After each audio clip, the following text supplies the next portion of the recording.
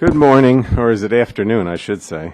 We are having a hearing today, and we're hearing from just one witness, Dr. Francis Collins, the Director of the National Institutes of Health. And I think the members of the Energy and Commerce Committee are, of course, well acquainted with your great leadership that you've shown at NIH dating back to 1993, when you started your 15-year successful tenure as the director of the National Human Genome Research Institute. Your efforts as director of NHGRI resulted in discovering a number of important genes, including those responsible for cystic fibrosis, neurofibromatosis, Huntington's disease, a familial endocrine cancer syndrome, and most recently genes for type 2 diabetes. And this work contributed to your being awarded the Presidential Medal of Freedom in 2007, as well as the National Medal of Science in 2009, the highest honor bestowed on scientists by the United States government. So we welcome your well-informed perspective today. I just wanted to say that the outstanding biomedical research that NIH supports has had a transformative effort on our national health. U.S. life expectancy has dramatically improved over the past century as diseases once fatal have enjoyed scientific discoveries resulting in targeted, effective, and personalized treatment strategies. Patients once crushed by no treatment or toxic treatments of nominal value benefit from the collaborative, innovative work done by some of the world's best researchers here in Bethesda, in all 50 states, and in 90 countries around the world. And I'm personally proud of the great partnership the NIH has with Rutgers University in my district, as well as with the University of Medicine and Dentistry of New Jersey Medical School, which is the nation's largest freestanding public health science university. Now, we commend the progress NIH has made and cheer you on for the discoveries we know you'll realize in the future. From Alzheimer's to autism to cancer to heart disease, we know that our federal dollars are hard at work. Well, I could go on in length about all the research you and your team are undertaking. I just wanted to mention a couple of examples. As you certainly are well aware, the war against cancer continues, and for good reason. Nearly 500,000 people die annually of the disease. But research conducted by NIH has resulted in the overall cancer rate decreasing, and treatment is no longer reactive, but proactively targeted to the genetic profile of each patient's cancer. Further, NIH's collaboration with public and private entities strengthens the global effort to fight infectious diseases.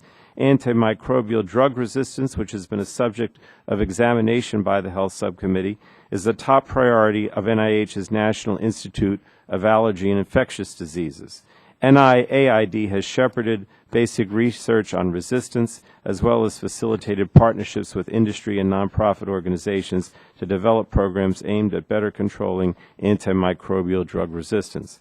And just this week, NIH researchers announced the identification of 2 previously unknown steps in the spread of the malaria in the bloodstream. Progress like this could have a profound effect on our global health, and today malaria kills over 1 million people annually, the majority of whom are young children in sub-Saharan Africa. I wanted to say the Energy and Commerce Health Subcommittee is proud of its long and productive relationship with NIH. We support the cross-cutting collaboration of researchers across disciplines and empowered the NIH to continue to promote innovation in the bipartisan NIH Reform Act of 2006. We look forward to hearing an update today on the fully implemented act, including the work realized through the Common Fund. Dr. Collins, if I could just take a minute, though, before I turn over to our ranking member, Mr. Shimkus, I wanted to take a minute, if I could, from my colleagues' time, or add to our time, to thank a longtime member of my staff and the Energy and Commerce Health Subcommittee, Bob Clark, or Bobby Clark. I always call him Bob, and everybody else calls him Bobby. Would you stand up a minute, Mr. Clark? All right.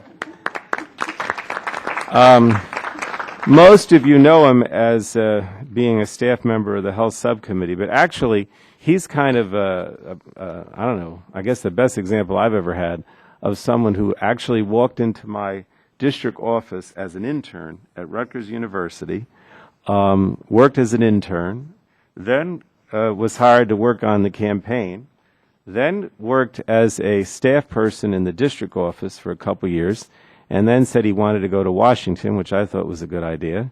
Came down to Washington, worked as a legislative person did you work were you the receptionist before you even did that? I think he was even the receptionist for a while.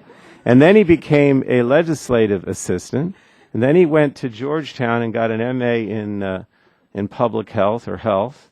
Then he came back and worked as the legislative person on health care, and then finally went to the health subcommittee. Now he's moving on again. But I think he may have been the only person who did absolutely everything, from being the Rutgers intern all the way now to being on the health subcommittee staff. So I'm very, and you can't imagine the things I had him do, not just healthcare, but Native American and everything else on earth. So, and he's also obviously a proud alumni of Rutgers University. So I just wanted to take the time to mention that Bob is leaving at the end of this week, and we wish him Godspeed. And I will now yield to Mr. Shimkus, our ranking member. Thank you. Thank you, Mr. Chairman. Let me join you in wishing Bobby Godspeed in his new profession. He now gets to go into the private sector. Yes. He may become more Republican because of that. And I look forward to visiting with him real soon. So, so thanks for the hearing. It is an important hearing. And NIH is something that we all have said for numerous years is an important thing. Even when I first came here, just doubling NIH funding, which happened under Republican stewardship, was a big deal. We never have enough money for basic research, and we always ask for more. We're all very supportive of what can be done. We're particularly excited about, as I've been as a ranking member on the health subcommittee, and even before that, the personal experiences of individuals with diseases or cancers. We had one, and we're excited that in this cancer genome atlas, gastric cancer is now going to be included. And everybody wants more money for every research facility, but I do think that in this discussion of cancers, if we focus on those that aren't cured right now or can't be delayed, and doing the research like on the gastric survival rate, getting people to survive, then we can move in a direction. So I know the committee was gracious in testimony we had earlier this year. That's been followed up by some appropriation hearings, and for Americans aged 25 to 39, one's likelihood of being diagnosed with gastric cancer has increased almost 70% since 1977. So it's something that everyone has causes, and that's one that we've been working on. So we will focus on that. I'm going to keep my opening comments short. We are concerned about the influx of cash in the stimulus bill and the 2-year focus, because most of your stuff goes longer years than that, and we're concerned about, well, what went well and what went poorly, and because of the limited time frame, I can't leave a health care hearing without talking about the new health care law. We were told it would save average premiums $2,500 a year. CBO says it's going to increase premiums $2,000 a year. But next week, the new temporary high-risk pool program should go online. And informal discussions with some states, these high-risk pools are going to have to do something we said we weren't going to do. They're going to have to cap enrollees. They're going to have to create pre-existing condition exclusions.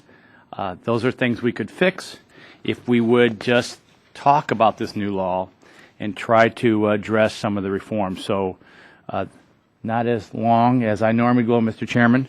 Thank you for your time, and I'll yield back. Thank you, Mr. Shimkus.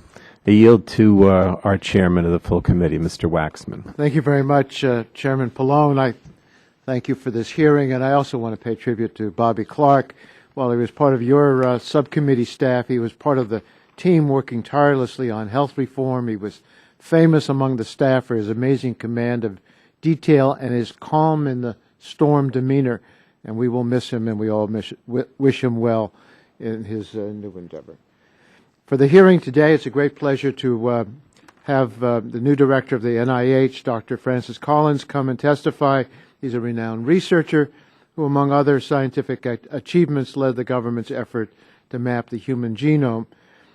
NIH is the preeminent health research institution in the world. It's recognized across the country and around the globe for its outstanding work, and with good reason. The research NIH supports and conducts not only has resulted in cutting-edge scientific breakthroughs, it also led to real and meaningful improvements in the public health. But the work of NIH truly is never done. Indeed, as we learn more about disease and the human condition, the list of research challenges grows. Some 40 years ago, for example, we thought of cancer as a single disease. Now we know it's much more complicated. Because of its outstanding work, we continue to look to NIH to help solve the trickiest of medical riddles such as Alzheimer's disease, diabetes, autism, spinal cord injury, Parkinson's disease, and many others. And we also look to NIH to figure out how to prevent disease and disability wherever we can. Our job in the Congress is to ensure that NIH has the funding it needs for its researchers to continue their world-class work. Money is in short supply, I know, but federal support for NIH is not where we can afford to cut back. In this time of both endless research possibilities, basic and translational, and difficult economic challenges, Dr. Collins has come forward to lead NIH and the brilliant researchers it supports. We're eager to hear from him about his plans and how best in the years ahead to meet NIH's mandate and continue the Institute's longstanding legacy for making an immeasurable difference in the lives of all Americans. Thank you very much, Dr. Collins, for being here and to share your plans and priorities at NIH with us. Yield back the balance of my time, Mr. Chairman. Thank you, Chairman Waxman. Next is the gentleman from Texas, Mr. Burgess. Thank you, Mr. Chairman. Welcome, Dr. Collins, to our humble little committee. I'm going to submit my statement for the record and reserve time for questions because we rarely get a witness with this much firepower, and time is better spent for questions, so I'll yield back. Thank you. The gentlewoman, Mr. Dingle, our Chairman Emeritus, Mr. Dingle. Thank you, Mr. Chairman. I commend you for this hearing. I look forward to the result of it, and I ask unanimous consent to revise and extend my remarks. I have an admirable statement which everyone will enjoy reading. Without objection, so ordered, and any member may submit a statement, and we'll put a part of the record. Thank you, Chairman.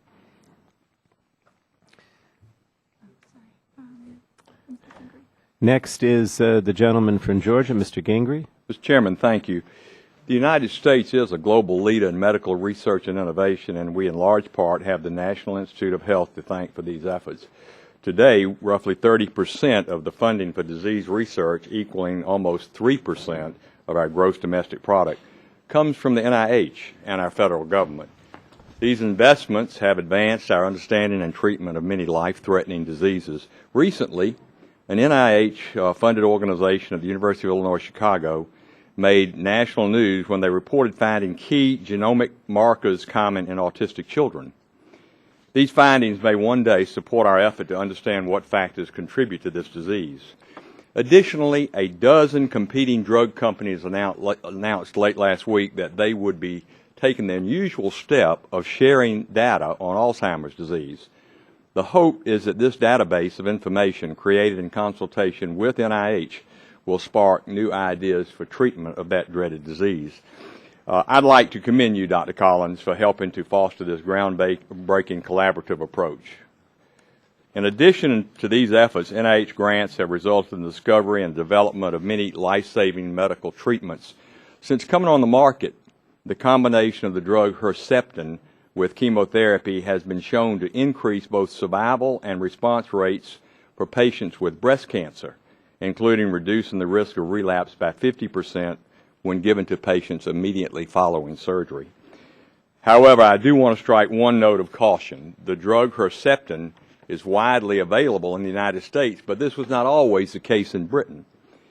England initially denied coverage of the drug and only relented after many public demonstrations, including a protest march by thousands of women through the streets of London. I raise these points because, as many of you know, Dr. Donald Berwick was recently nominated Director of the Centers for Medicare and Medicaid Services by President Obama. This is the same Donald Berwick who just last year stated, and I quote, that the decision is not whether we will ration care. The decision is whether we will ration with our eyes open. To be frank, I fear that the groundbreaking treatments funded by NIH that we are celebrating here today will not be made available to our seniors if the political philosophies of Dr. Berwick are in charge of our Medicare program.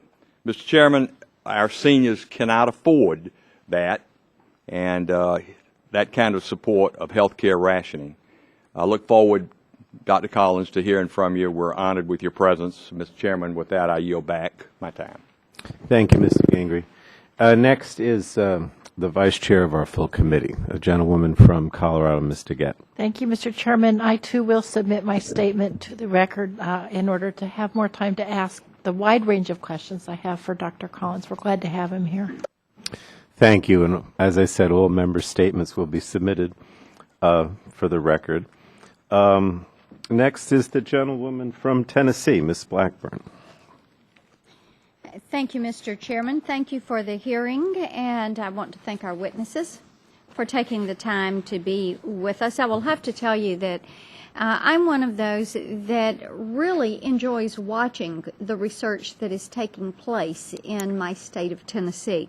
We have over 1,000 NIH research awards totaling over $440 million that were granted in 2009 alone. Tennessee organizations such as Meharry Medical, Vanderbilt University, St. Jude's Children's Hospital, as well as several small privately held companies are making advances in the medical field that will improve the lives of everyone. Through the use of NIH funding, the Vanderbilt Institute for Clinical and Translational Research has pioneered many biomedical research advances, including important discoveries regarding autism, diabetes, and ADHD. Also, the NIH funding Vanderbilt Ingram Cancer Center is the only NCI-designated comprehensive cancer center in Tennessee that conducts basic, translational, and clinical research. Likewise, St. Jude's Children's Hospital in Memphis is using grant money from NIH to lead the way in cancer research, and I think we've all noted that St. Jude's was recently named the best children's cancer hospital in the nation by U.S. News & World Report. In addition to funding large research institutions, these NIH grants to small privately owned businesses throughout Tennessee, such as Max Mobility, which is a small business of less than 10 employees located in Antioch, Tennessee, are producing great results. Max Mobility has used NIH funds to create innovative wheelchair designs and products to greatly assist regular wheelchair users. And it's clear that research grants from NIH provide the opportunities for organizations to make and continue these discoveries.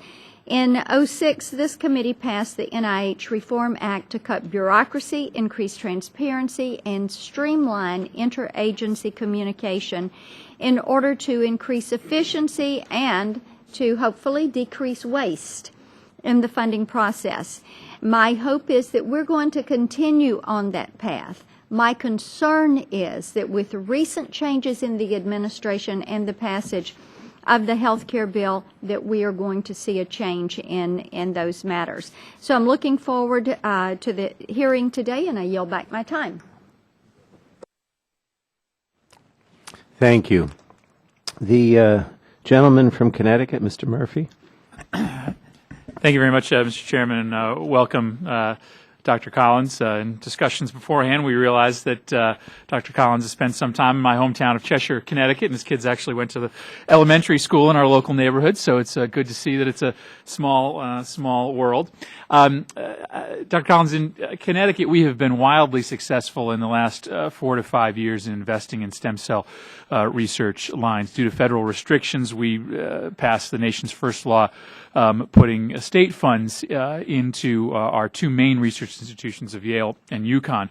Yale's been able to leverage about twice as much in private investment money as public investment money due to these funds, and we are right now opening on the UConn campus a incubation center for spin-offs from the 40-some stem cell labs that we have at UConn today to move into private sector commercialized developments. It's very exciting, but it presents our state, sort of new to the area of scientific investment, with some very interesting questions about how to match public and private partnerships and how to make sure that our state investment in some of the basic stem cell research ends up with us sharing in some of the monetary gain to be happened through the commercialization of some of those partnerships. And so whether it's in your testimony or in some of the questioning, one of the things that I'm eager to hear about is how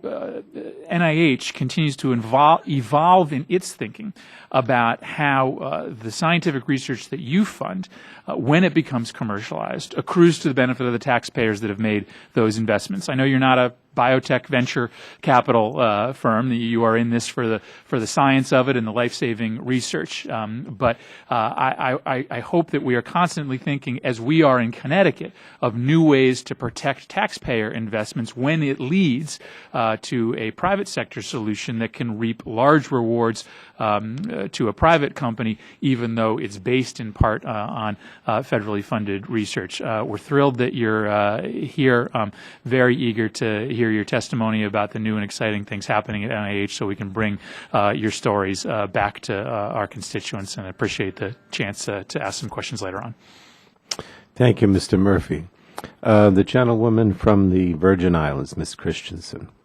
Thank you, Mr. Chairman. Although my opening statement is not as brilliant as our Chair Emeritus, I'm going to submit it for the record as well. Okay. And like to welcome Dr. Collins. Thank you. Gentlewoman from Florida, Ms. Castor.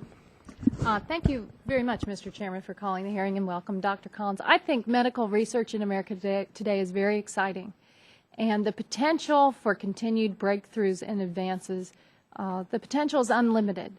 And in my hometown of Tampa, where I represent a large research university, the University of South Florida, that's co-located with a premier cancer research institute in the Moffitt Cancer Center, all of these NIH awards are terrific. The grants are great. It improves the public health, but they're important for our workforce as well as we try to fight our way out of economic recovery. What it means to our workforce needs and the potential for young people to have good paying jobs in a profession that has a great future just cannot be understated. So I'm very interested in your testimony today about the future of NIH, how we can improve all the grant making that you do and provide young people with opportunities in this field and all the great opportunities that lie therein. Thank you very much.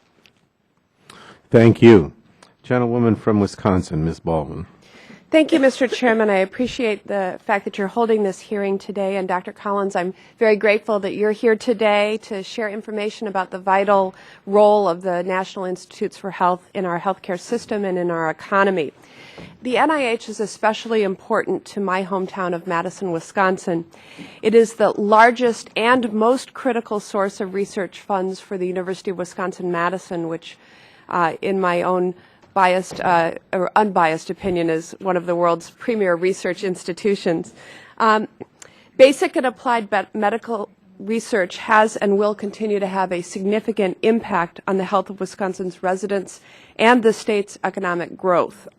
Biomedical research has helped raise the average life expectancy of Wisconsin residents from 52 years in 1920 to 79 years in 2005. And every year, Wisconsin citizens have an estimated $1.6 billion in healthcare, save an estimated $1.6 billion in healthcare costs, thanks to public investments in biomedical research and development. And finally, Wisconsin researchers bring in a greater percentage of federal bioscience funding per capita than any other federal program or expenditure in the state, generating thousands of high-quality, high-paying jobs for our residents. And I want to add just a little personal note. As somebody who was raised by her grandparents and having one grandparent who was a biochemist, I was certainly personally raised off NIH funds. So I have a personal debt of gratitude to the NIH and the grants. NIH grants have trained students and created jobs. They have fostered significant scientific progress and saved lives. Yet, certainly challenges lie ahead. Budget constraints and limited funding for infrastructure improvements restrict the capacity of research institutions to take biomedical research to the next level. And we must nurture young researchers and ensure that the next generation of scientists stay in the field. So I look forward to your testimony, Dr. Collins, and thank you for being here today. And Mr. Chairman, I yield back the remainder of my time. Thank you. Next is our subcommittee vice chair, Ms. Capps. Thank you, Chairman Pallone, and for inviting Dr. Collins to testify for us today. And thank you, Dr. Collins, for joining us here. I've been waiting for this occasion.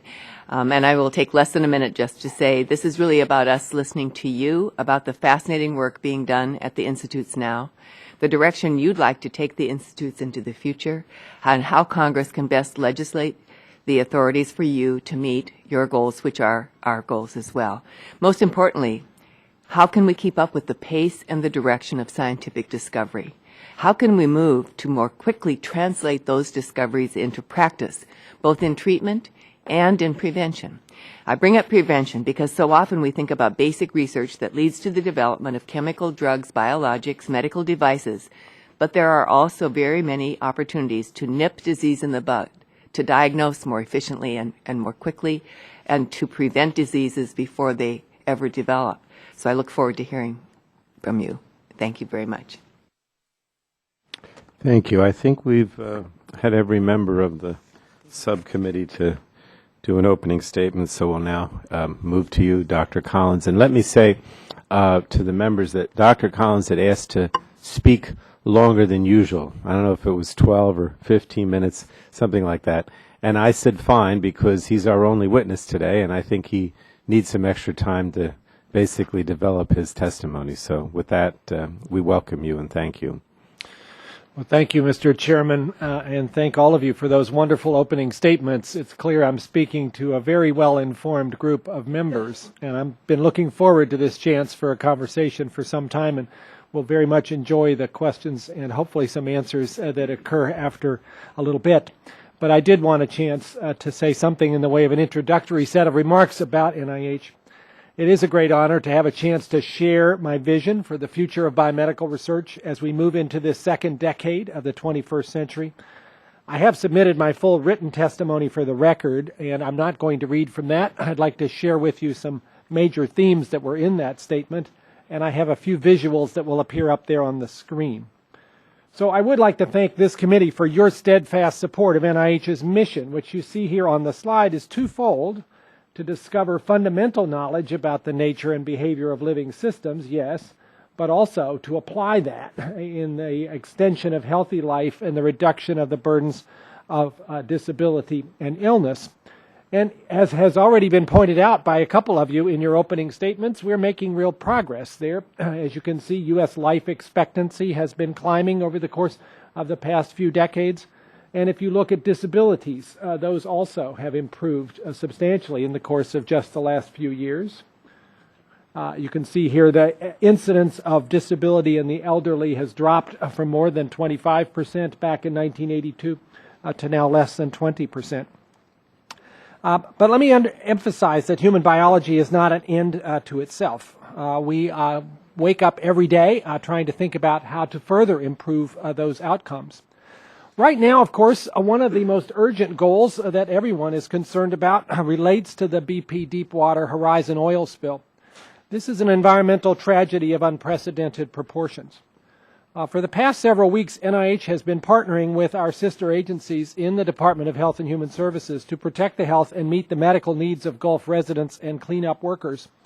For example, the National Institute of Environmental Health Sciences has provided training and safety information to protect the health of responders. Its educational course on hazard awareness and safety is now required for all oil spill workers hired by BP. More than 30,000 to date have been trained by NIEHS, including the distribution of a safety handbook. I have a copy here that's been distributed to first-line responders and beach workers.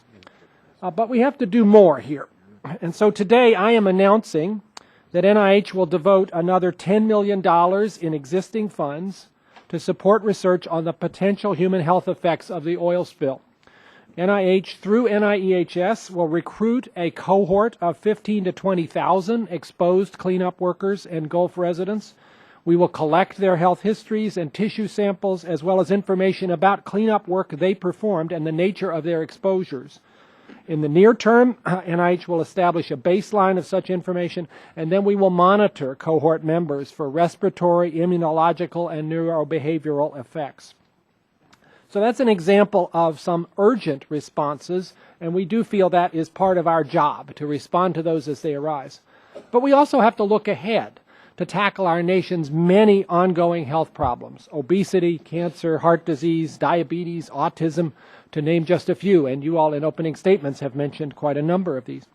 One of my first actions upon being named NIH director was to scan this landscape of biomedical research opportunity to try to identify areas that are really ripe for major advances that could yield substantial benefits in the coming years. And while that list of specific projects could go on forever, I've identified 5 areas of exceptional opportunity. At your place, there is a reprint of an article in Science magazine, and I would like to very briefly tell you what these 5 themes are that seem particularly ripe now for investments by NIH researchers. And I'll go through them one at a time. First of all, we have seen invented in just the last 4 or 5 years a number of dramatically powerful high-throughput technologies that give us the chance to ask comprehensive questions about how life works. What are all the proteins in the cell? What are all the components of the immune system? What are all the steps in development? We couldn't really ask those questions before, and now with technologies like genomics and imaging, computational biology, nanotechnology, we can do those things, and the chance to apply them is really unprecedented in its scope. A second area that I think is a natural partner to this is to take all those basic science discoveries that are beginning to pour out of our laboratories and accelerate the pace by which those are brought into clinical benefits. NIH traditionally has partnered with the private sector in doing this, and we intend to continue that. But we have the chance now to play an ever larger role in the front end of drug development pipelines that previously academic investigators didn't get involved in. And we aim to try to push that agenda as quickly as we can in order to take basic science discoveries to the bedside at an unprecedented pace. And by the way, I might say the Common Fund, which by the NIH Reauthorization Act, putting it into legislation, is now a major opportunity for me as the NIH director, will be investing substantially in both of these areas in the coming years, because this is an example of the kind of research that touches on all diseases. It's not limited to any single institute. A third area is for us to try to provide the kind of evidence that is going to be needed to make wise decisions about healthcare reform. And that includes things like personalized medicine and pharmacogenomics and comparative effectiveness research. It includes health economics to try to understand how we can better figure out incentives that will both improve outcomes and result in better care. And at the same time, we also need to think about, in the fourth theme, extending outside of our own boundaries to the rest of the world. We have opportunities in the global arena now to both create and deploy new kinds of diagnostics and therapeutics for AIDS, tuberculosis, and malaria, and for the neglected tropical diseases that have had relatively little work done upon them, but they affect hundreds of millions of people. And finally, the fifth of the 5 themes is our own research community, probably our most critical resource.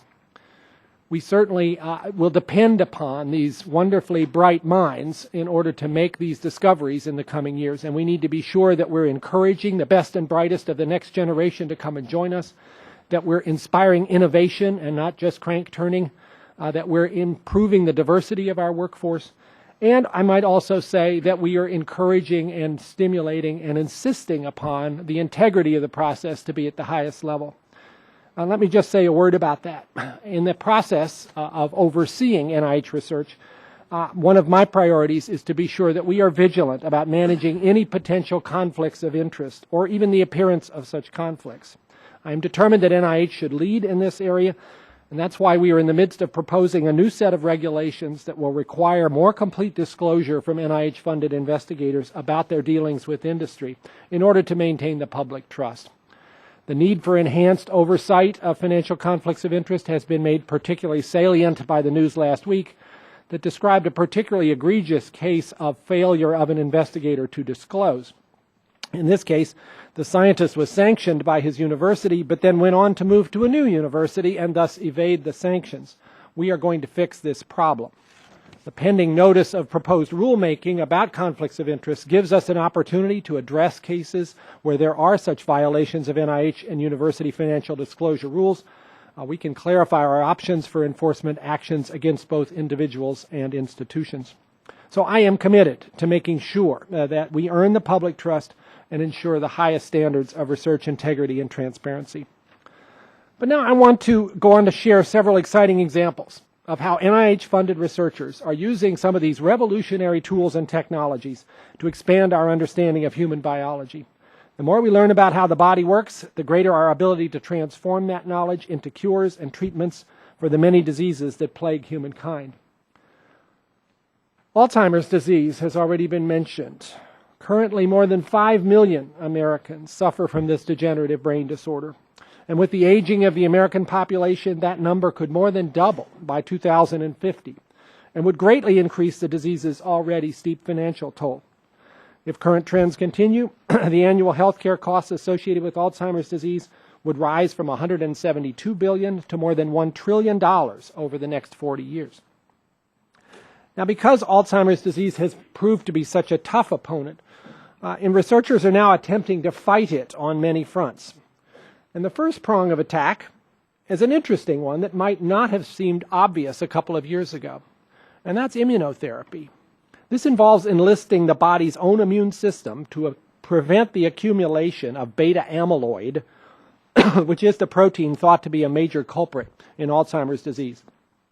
About a decade ago, there was much excitement about a clinical trial of the vaccine, but enthusiasm flagged when some participants developed brain inflammation, obviously a serious side effect. Since then, much work has been devoted to figuring out ways to improve the safety profile of such vaccines. One new approach, which combines immunotherapy with anti-inflammatory agents, has produced encouraging results so far in animal tests. Other recent work by NIH-funded researchers has uncovered a possible new drug target for Alzheimer's disease, and one which, interestingly, brings this disease into closer molecular harmony with Parkinson's disease and with Huntington's disease and a few others. In a study just published last week, researchers describe how a particular gene that's associated with Alzheimer's disease, presenilin-1, acts to cause this disorder. And interestingly, what they learned was that this protein normally helps clear debris from the brain. But mutations block the normal plan for the trash pickup system in the brain, leading to a potentially toxic accumulation of discarded proteins. We already know of a few drugs that would stimulate the trash pickup, and this is raising new ideas about an approach to Alzheimer's that people had not thought about before. A third effort, and this is a public-private partnership, is the Alzheimer's Disease Neuroimaging Initiative, which is combining various clinical neuroimaging, genetic, and spinal fluid measures to understand the events that lead from normal cognition to Alzheimer's disease, defining biomarkers. Such data have been rapidly made available to the worldwide research community, and now, thanks in this case to an infusion of Recovery Act dollars from NIH, this initiative, ADNI, is stepping up its efforts even further. I also want to talk about cancer. Several of you have mentioned it already. A major project that has been accelerated by Recovery Act funds is this Cancer Genome Atlas, or TCGA. Already, TCGA has produced comprehensive molecular classification systems for ovarian cancer and for glioblastoma, which is the most common form of brain cancer and a very serious one. The team survey of glioblastoma recently revealed 5 new molecular subtypes for the disease that we didn't know existed before. In addition, researchers found that responses to therapy for glioblastoma varies by subtype, and that may help doctors do a better job of matching individual patients with the therapies that are most likely to work for them. What's more, the findings may lead to new therapies directed at the molecular changes underlying each type of glioblastoma, providing targets that we very much need to have in order to develop the next generation of therapy. So now in the next phase of the project, again encouraged by the Recovery Act, TCGA will build comprehensive catalogs of the key genomic changes in 20 major types and subtypes of cancer, including gastric cancer. These data are being shared rapidly with the worldwide scientific community and will provide powerful new clues for all who strive to develop better ways to diagnose, treat, and prevent cancer. Those are general stories, but to give you a real-life example, I'd like to share the story of Beverly Sotir. When she was diagnosed with stage 4 non-small cell lung cancer several years ago, this non-smoker told she probably had 6 months to live. Beverly received standard chemotherapy, but her tumors kept growing. Devastating news for her and her children and grandchildren. But then last July, based on a genetic analysis of her tumor at the Dana-Farber Cancer Institute in Boston, she signed up for a clinical trial of a new genome-based drug called crizotinib. Now look at the scans. Maybe a little hard to see where you are, maybe the red circles will help you, but if you look on the left in both of those images, her lungs, the black areas, have big white spots in them. Those are large tumors growing in her lungs. On the right is after treatment, some 5 months later, and those tumors are essentially gone. So she has had a dramatic result, and in the first 6 months of treatment, most of her tumors have disappeared. But this doesn't work for everyone. This particular drug actually seems only to be successful for about 5% of people with lung cancer, but we know now which 5%. Because you see, this drug works on specific genomic changes called a fusion of a gene called ALK with another gene. If your lung cancer has that fusion, this is the drug for you, because most of those patients, about 3/4 of them, respond dramatically to this new therapy. This was just announced a few days ago at the American Society for Clinical Oncology. People in the room were blown away by this kind of response and by the ability to make such a precise prediction about who was going to respond. So this demonstrates the potential of personalized medicine, of the value of matching the right treatment with the right patient at the right time. Interestingly, Beverly's story also points out how rapidly this can happen. When she was first diagnosed, nobody knew about this genomic change in lung cancer. That was discovered just 3 years ago. And now here she is showing this dramatic response to a new drug. So it need not be the case that the new therapeutics take many, many years. Well, clearly, we need a lot more stories like Beverly's, not only for cancer, but for asthma, diabetes, depression, heart disease, and many other conditions. The brochure you have at your place outlines some of those exciting advances. So it is my hope and my expectation, Mr. Chairman, that NIH-funded research will bring us much closer to turning discovery into health for all Americans, and to do so quickly. If our nation is bold enough to act today upon the many research opportunities that lie before us, I believe we will all be amazed at what tomorrow brings. Thank you very much, and I'd be glad to answer your questions. Thank you, Dr. Collins. And we're going to have members ask questions now. Some have 5 and some have 8 if they didn't do an opening statement. And I'll start with myself for 5 minutes. Dr. Collins, I'm just regularly visited, as you can imagine, by families and advocates with very compelling stories about diseases they've grappled with. And of course, the message almost always is, please increase NIH research for, the particular disease, and particularly, of course, during the appropriation season. And, of course, every one of us has had one disease that may have had a profound effect on our lives, either personally or our families. The reason I bring that up is because many of us believe that we should allow science and the public health, not politics, obviously, to determine the research priorities of NIH. And I think that generally speaking, that's true, and that has been the case. But to be sure, there are times when the relationship between national spending, science, and public policy have to be considered. Some diseases like Alzheimer's, for example, are responsible for a massive strain on our Medicare and Medicaid programs. Other developmental disabilities like autism have a significant effect on our families from a very young age and on our school budgets and social services programs. Obesity, for example, is skyrocketing and has a major economic impact and is responsible for loss of productivity, restricted activity, absenteeism. The point I'm trying to make is that it's difficult because many times the effects of some diseases or disorders has a huge impact on the economy and the question of how much we spend and how many dollars are lost. So it's hard to completely take out funding and politics from the scenario. But what I wanted to ask you is what factors you consider when formulating NIH budget, and how can we best work with you to ensure that NIH is maximizing its research dollars? Do you think that perhaps we're being too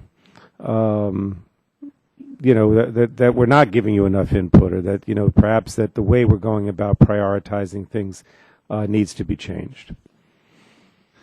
Well, thank you, Mr. Chairman. This is certainly an issue that at NIH we discuss probably just about daily. Are we getting our priorities right? The factors that go into that are numerous, and they do change over time. Certainly the burden of a disease has to be a major consideration. I mentioned Alzheimer's in my opening statement, particularly because of the concern about the burden this disease places on people today and that it may place on people tomorrow. And if we certainly need breakthroughs in a disease, Alzheimer's is near the top of that list. Sorry, I seem to have a disease myself today, but trying to struggle with the aftermath of some sort of respiratory virus. So certainly the burden is one factor. But if we only studied common diseases that affect hundreds of millions of people, then what about the rare diseases? If a rare disease strikes your family, it probably doesn't matter to you too much that it's rare. You hope that somebody will be doing something for that. Gastric cancer was mentioned, which is growing in its frequency. We don't know why, but it's still a rare cancer. Should we ignore it and just study the common cancers? That doesn't sound right either. And then, of course, there's the matter of scientific opportunity.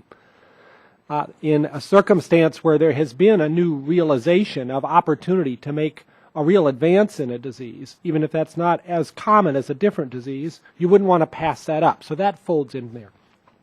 Fortunately, peer review, which NIH does probably better than any organization in the world, is one of our ways of trying to make sure we're using our investments wisely. And we do have a two-level peer review system. The first level is to look at scientific excellence of a proposal, but the second level looks at program needs. And there again, that's an opportunity for our experts who come to our advisory councils from universities and companies all over the country and sometimes the world to give us advice about should you steer your ship a little bit further in this direction or the other. The other thing I should say is that basic science, not attached to any particular disease, is also a critical part of our portfolio and needs to be so because that's the foundation upon which we build the future. And if we solely made decisions on the basis of diseases, we might miss out on those important investments. I guess what I'm saying is it's a very complex calculus, and it should be, but I do think it's best made by people who have a sense of the entire landscape. I'm sympathetic with what must happen to you every day as someone with a very compelling story where more resources clearly would help in terms of the advances that are needed in research is asking for your help because I have those same conversations all the time. And obviously more resources in many instances would help, but we have a limited opportunity here in terms of the budget, the resources that the taxpayers are willing to give us. I do think the best plan is for those decisions to be made on the basis of science. And I think at NIH, not just speaking for myself, but for those 27 institute and center directors and all the advisors we have with all of their expertise, I think we do a pretty reasonable job. All right. Thank you very much. Mr. Shimkus. Thank you, Mr. Chairman. First, I'd like to ask for unanimous consent to that we can submit this letter into the record. It's a very historic letter because it's a letter signed by Senator Durbin and myself, and you will not see these letters signed on a similar issue both, and it's on gastric cancer, as was mentioned by Dr. Collins. Historic because Dick Durbin signed it? Is that what you're... We both signed the same letter. That's Oh, why I it's see, historic. I see, okay. Without objection, so ordered. Thank you, Mr. Chairman, and welcome. I want to commend the NIH's commitment and emphasis on this translational research and to give this basic researchers a tool to convert their discoveries into therapies for patients. This, I believe, one of the most important parts of the research, that part that makes a difference in patient survival. How do you hope to expand NIH and NCI's work in this area? So if the question is about the basic part of cancer research, I think we're at a remarkably exciting time in terms of our understanding of what makes cells grow and what makes them stop growing. And then really that is the nature of cancer, is the loss of control that a cell normally has. When you see cells that have lost that control, even in their proper location, or worse yet, if they've spread to other parts of the body, that is a malignancy. We have learned a lot in the last 10 or 20 years about the signals that control the on and off switches for cells, but we have a lot more to learn there. I'm particularly delighted to welcome on July 12th the new director of the National Cancer Institute, Dr. Harold Varmus, who will be coming back to NIH after 10 years as the president of the Sloan Kettering Cancer Center in New York, and Nobel laureate as he is, and somebody who won his Nobel Prize in this very area. And I think it could hardly be a more exciting time for exploring and finding the additional answers we don't know about yet in terms of the basic understanding of cancer. And that's going to shine a bright light on prevention and treatment strategies. Great, thank you. My time's limited. Let me go to, in my opening statement, I mentioned this in the stimulus bill, but also just regular funding, the 2-year program versus a 4-year program, and how does that help or how does that hurt? And then the real question is, would have been better in the stimulus bill had we went to longer term strategies, and in the remaining stimulus dollars that haven't been spent, would you like the opportunity to be able to shift that to longer term research programs that you have? I appreciate the question. Certainly the availability of support from the Recovery Act was a wonderful opportunity for NIH. We had gone through a 5-year period where the budget had been relatively flat, and that meant inflation had been eroding our buying power to the point where we had lost about 16-17% of our purchasing power. And there was a great pent-up interest and need on the part of the scientific community for new resources to spur innovation. So the availability of those dollars from the Recovery Act resulted in an incredible outpouring of grant applications. One particular kind of application that we designed very quickly and put out there for people to respond to, called challenge grants. We thought we might get 4,000 or 5,000 applications. We got more than 20,000. And it took quite a lot of work to get the reviews done and decide what we could fund. So clearly there was a need, and I would argue that the dollars that came to NIH from the Recovery Act are extremely well spent. They are going to produce very interesting scientific advances. But you're quite right that 2 years is a very short cycle time for most scientific projects.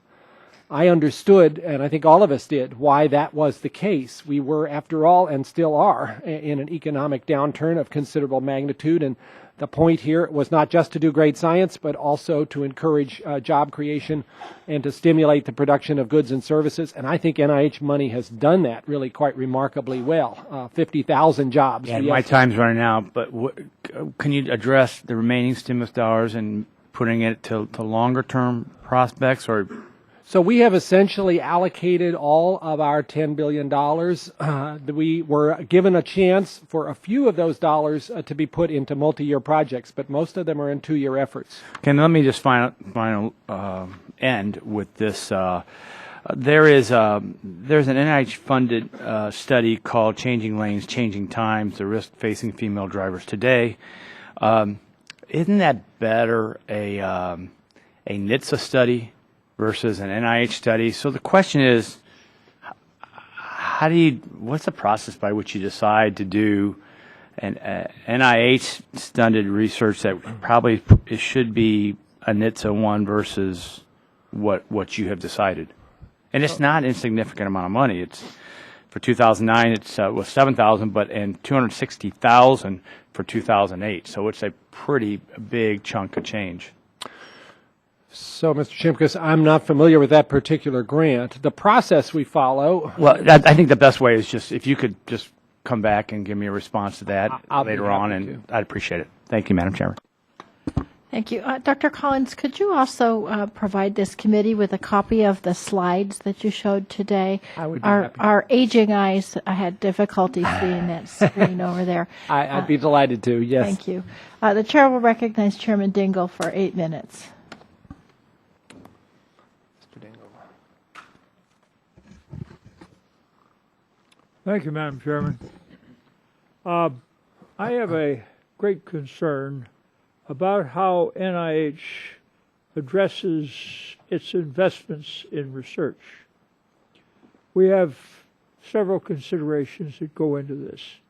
The first is that some diseases impose an enormous fiscal burden on Medicare, Medicaid, and the American people. For example, Alzheimer's costs 3 times as much to Medicare as other chronic diseases. In Medicaid, it costs 9 times as much. So you have the cost component. Next, you have the good scientific approach. In other words, which is best to go into from a scientific standpoint. And then there are some other considerations, one of which is we confront the problem of the deep concerns of people who have this as a part of their experience, the disease. And how do you prioritize stopping of high-cost diseases like Alzheimer's, and how do you mix these concerns? So, Mr. Dingell, I think that is one of the strongest mandates that I, as the NIH director, and the other 27 institute and center directors share, is the need to look at those priorities and to try to balance those considerations between the burden of the disease, which means how serious is it, how many people does it affect, what is its cost to society, what is its personal cost to the individual and to the family, but also factor into that the scientific opportunities, which may in some instances be more ripe than in others. As I said earlier, I think, though, we also have to be sure we're not neglecting those rare diseases, which are, in many instances, opportunities not only to help people who are suffering from a condition that might otherwise be a bit neglected, but often shed light on common diseases. We would not, for instance, right now have the statin drugs had it not been for the study of a rare disease called familial hypercholesterolemia that Brown and Goldstein, who later won the Nobel for this, figured out this whole pathway that led to the discovery of statins. Or if you didn't do things like we're done with regard to viruses and genetic research, which enables you to address the questions that would lead us, for example, to a cure for polio. But let's come back. How do you prioritize addressing diseases like Alzheimer's, and how do you balance this against the scientific opportunities? And how, at the same time, do you deal with the problem of getting the biggest bang for the buck while at the same time doing the best job we can in areas? Now, what about, and to come back to Alzheimer's, what about the situation? How much are we putting into Alzheimer's, and how are we evaluating what we're doing there? So Alzheimer's disease is particularly an emphasis of the National Institute on Aging, but several institutes at NIH invest in Alzheimer's research. In 2009, $534 million of NIH money was put into this, and that includes $77 million from the Recovery Act. And that included a wide range of research investigations from such things as the ability to understand the genetic contributions to Alzheimer's, going beyond the well-known ApoE4 to other variants that have now been demonstrated as playing a role, to new imaging approaches that allow us to assess whether a treatment is working without having to wait years to see if that's the case, biomarkers of response to therapy, to immune therapies, which are actually looking quite promising as a way to potentially reduce the formation of these beta amyloid plaques, to new ideas that suggest maybe a new drug therapy approach. There are 30 drug trials that are either in place or getting ready to go into action in terms of Alzheimer's approaches. So there is a lot of activity here, but I share the sense that this is a time bomb. I mean, it's already upon us, but it's going to get worse if we don't come up with better strategies for prevention and treatment in the future. Let's talk here about cooperation and collaboration with other agencies, which you just have mentioned. FDA plays an integral role in the translating basic discoveries into new diagnostic and treatment advances in the clinic. There has to be both a smooth transition and it has to work between discovery and FDA analysis. The administration is recognizing this, and they're recognizing we can do a better job in biomedical research planning and regulatory review of newly discovered therapies. How do you feel this will provide the needed predictability for industry as they make investment decisions? Very important question, Mr. Dingle, and certainly from my perspective, the need for close connections between NIH and FDA has never been greater.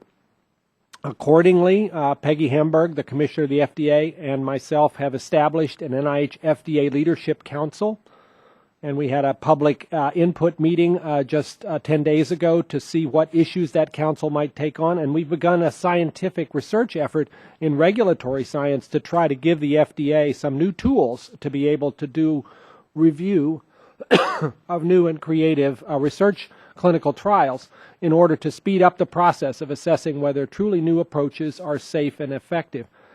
I think it is timely indeed to have those kinds of opportunities brought forward, and I think industry is welcoming the way in which Dr. Hamburg has brought the idea of regulatory science into the present time in order to try to handle some of these more creative approaches to design and testing of new therapy. Now, I have a further concern here. We put some money into health reform research tax credits.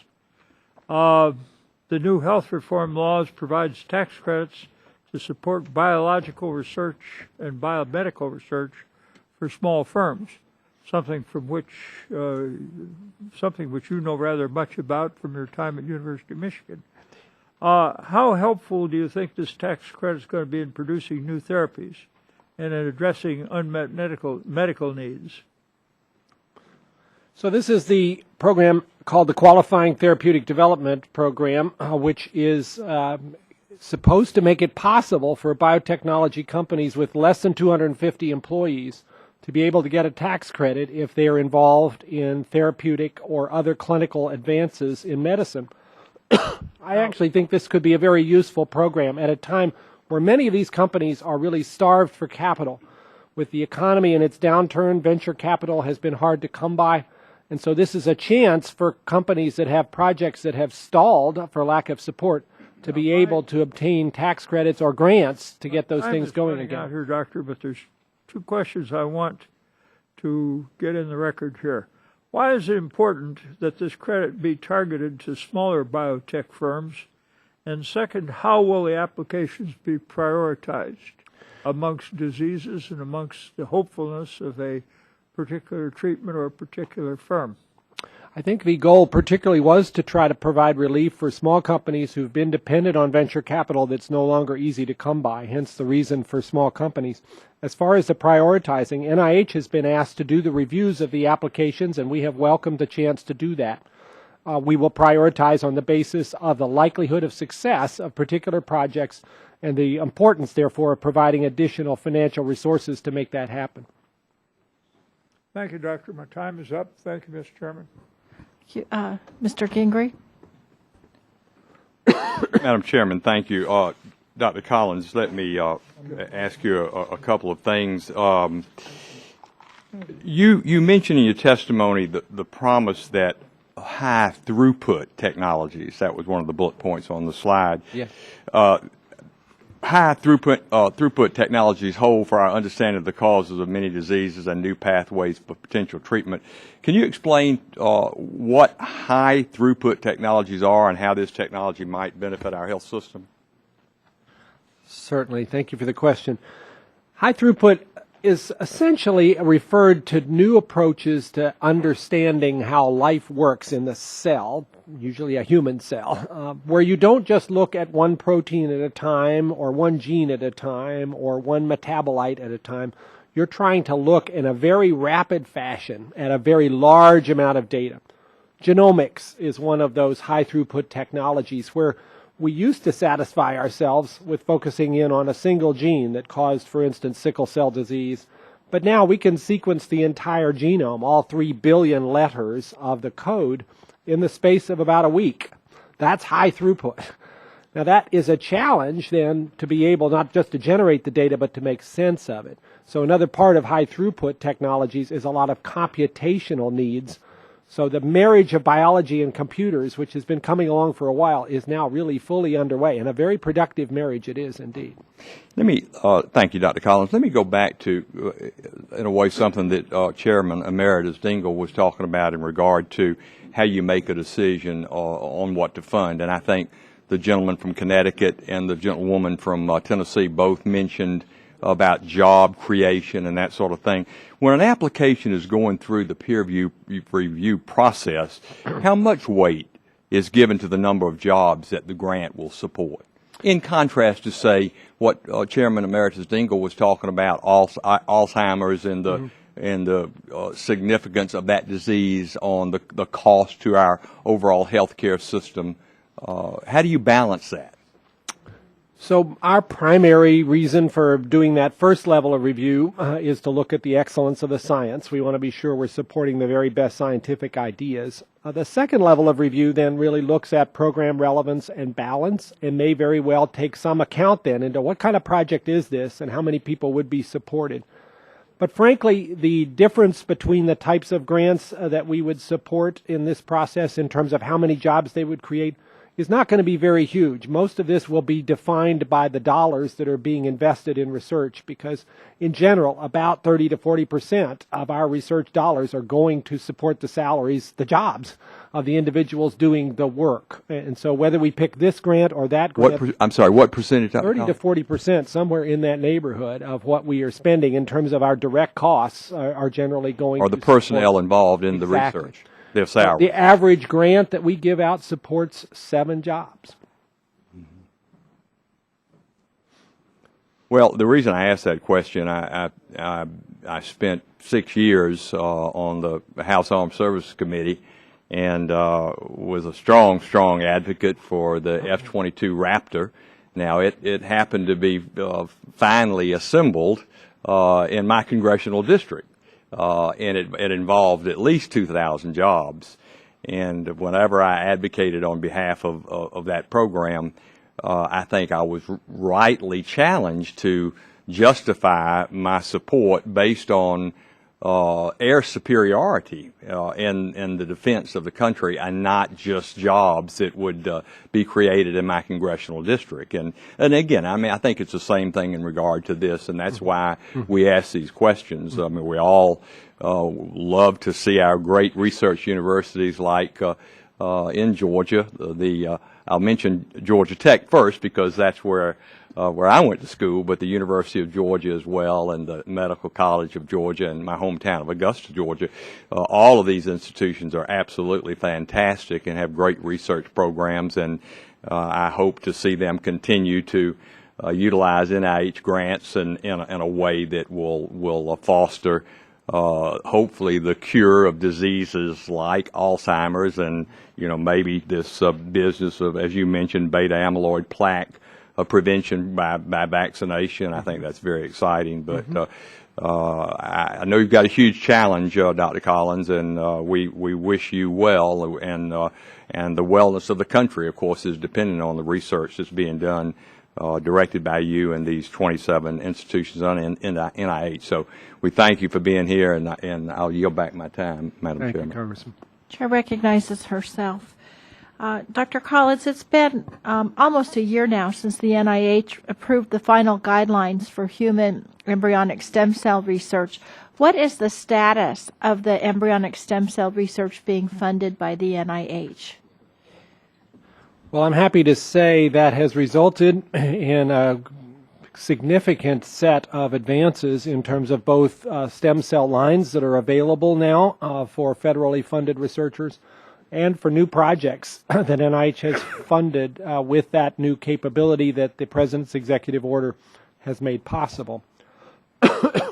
And in fact, as of now, there are 73 human embryonic stem cell lines that have gone through our very careful process to make sure that they had been collected with the most stringent kind of ethics involved in the informed consent and are now available for federally funded researchers to use, and they're all listed on the registry that NIH has put up for investigators to look at.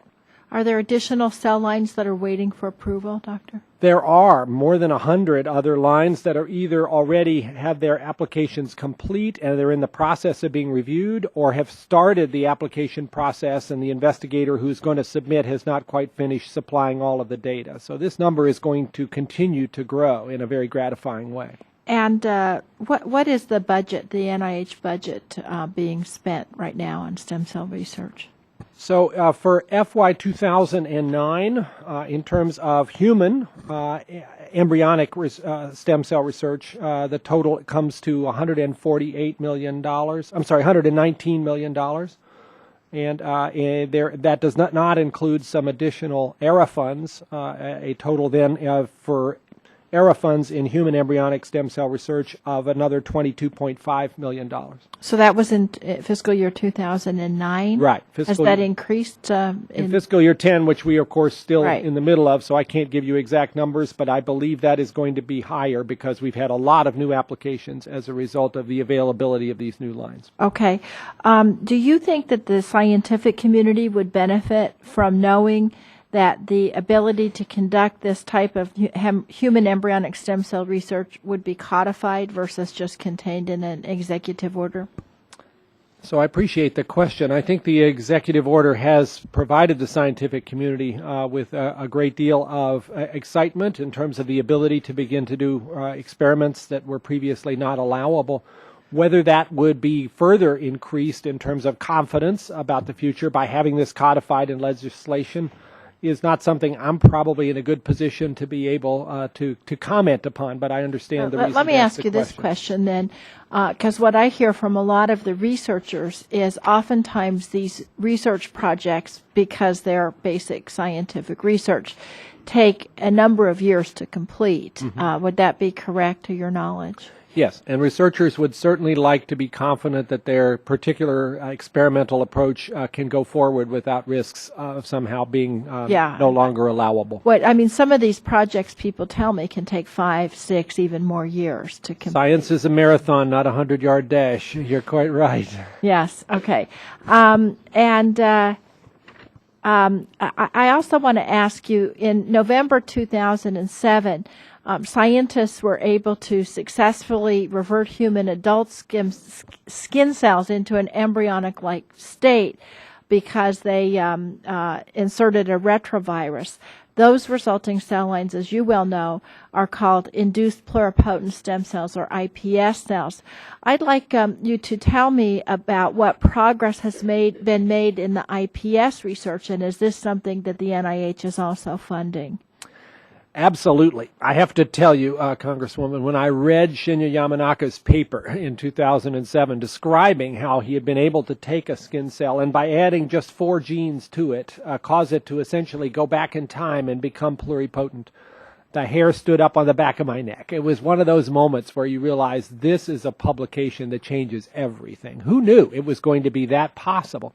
So yeah, the potential here, because you could then produce pluripotent cells from any of us that would therefore be possible to use in the future for therapeutic purposes without rejection. Because they would be a genetic match. It'd be a match. Now, to date, let me ask you this, to your knowledge, Dr. Collins, have the iPS cells substituted for the embryonic stem cells? Because that's the press accounts that we've seen. Well, now we don't need embryonic stem cell research anymore. They have not. I think we are still trying to understand what is the same and what is different between a human embryonic stem cell, which is the gold standard for pluripotency, and the iPS cell, which has a lot of the same properties, but if you look very closely by some of the measures that can be done about things like epigenetics, DNA methylation, and so on, it's clear that an iPS cell is not identical to an embryonic stem cell. And in fact, a lot of the researchers have told me, I'm a layperson, so that's why I ask experts, is that, in fact, all these types of stem cell research, when done ethically, are important to support because the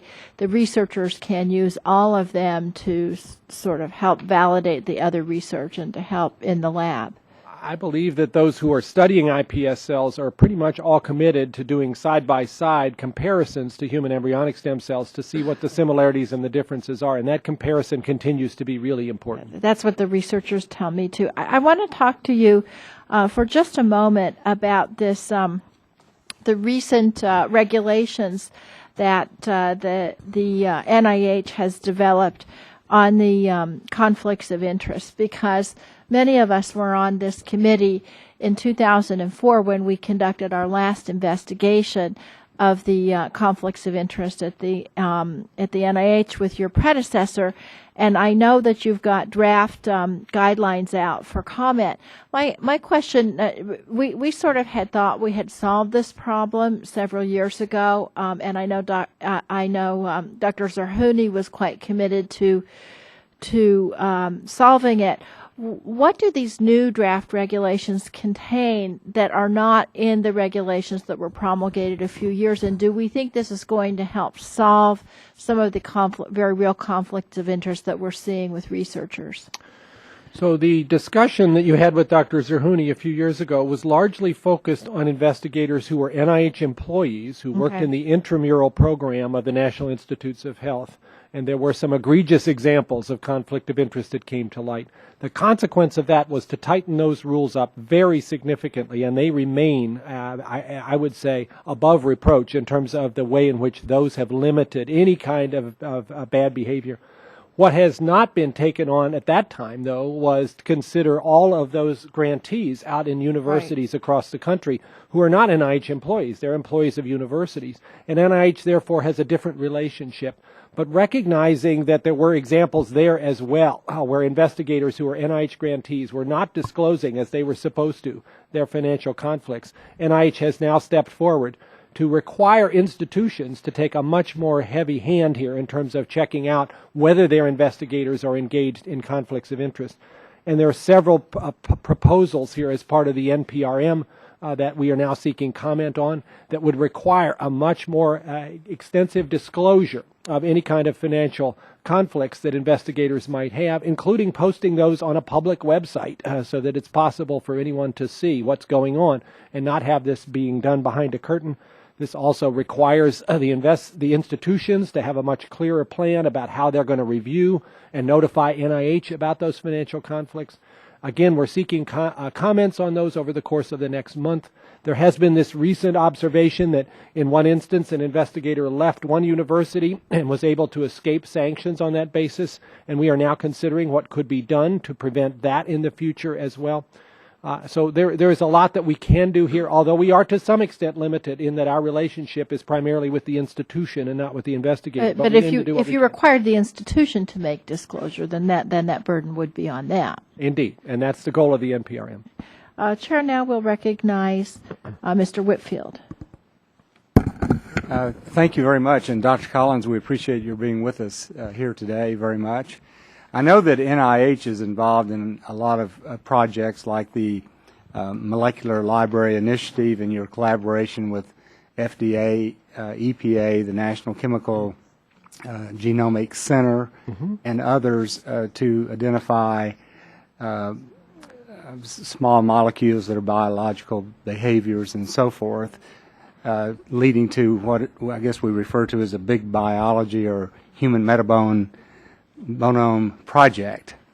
And I was wondering if you could just give us sort of an update on the money that's being spent in agencies on this and what you view the prospects are for this type of initiatives. So I believe this is a very exciting area. This is bringing chemistry and biology together in a new and exciting way and making those resources available to academic investigators. It's another kind of high throughput science.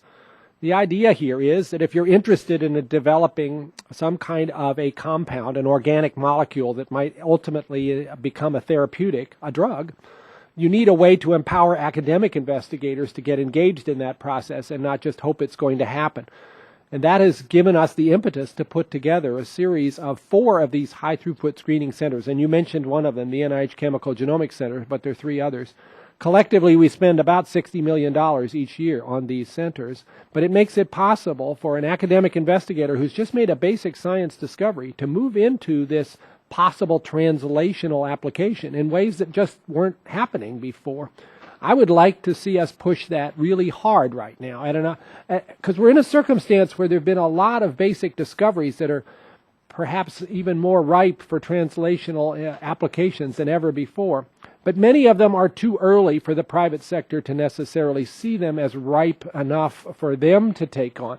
If we could come up with a strategy where academic investigators take it a certain way, de-risk a project, right, and then hand it off to a private company who would then carry it the rest of the way to approval, that's a pretty good model. Companies like that, we at NIH like that, this may be our path towards the future. Yeah, and it looks like there would be some really exciting breakthroughs and an opportunity here for partnerships with private companies as well. I totally agree, and I think that is a new model that maybe hasn't really been tried to this extent before. Companies would tell you they are also really looking for new models. The development of new therapeutics has not been going all that well for them in the last few years. Here's a way to speed that up.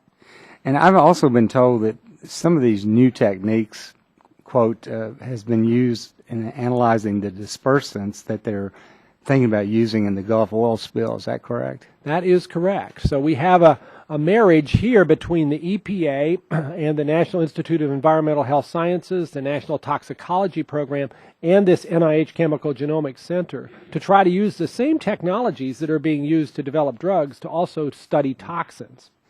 Well, do you think you could put up with some of us sometime coming out to see the National Chemical Genomics Center? We would welcome that, Congressman. Just let me know. We'll set you up with quite a tour, and I guarantee you, you will be amazed at the way in which this operation has taken shape with a robot that's capable of screening hundreds of thousands of chemical compounds in just a few hours. It's amazing to see. And Madam Chairman, I'd like to yield balance my time to the ranking member, Mr. Shimkus.